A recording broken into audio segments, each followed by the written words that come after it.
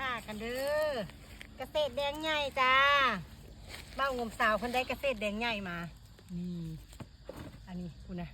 ป้าหน่อบักใหญ่เนาะลำมันอะโอ้ยตะกล้องก็เงียบเงา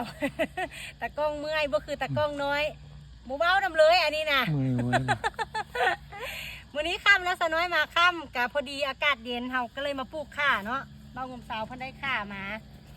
ปลูกไว้จากเกษตรแดงใหญ่กำลังอยากได้มาตั้งโดนตั้งนานแล้วอ่ะเดี๋ยววันนี้ปลูกมันซะก่อนมันจะเป็นแนวก่อนเอาเป็นแนวซะก่อนอันนี้หลุมกระสน้อยของหลุมด้วยฝุ่นคอกฝุ่นอันมูลขี้กระเดือนเนาะขี้ควายหองเรียบร้อยละ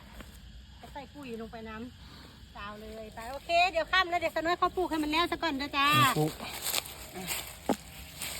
ใส่ปลูกง่ายๆแต่ละอันก็ปลูกแบบนี้ก็ติดทุกกออยู่ได้ละขาน้อยขาใหญ่กันเลยทำแล้วเดี๋ยวเขาจะไปปิ้งปลากินข้าวกันโอเคเดี๋ยวน้ำมาคด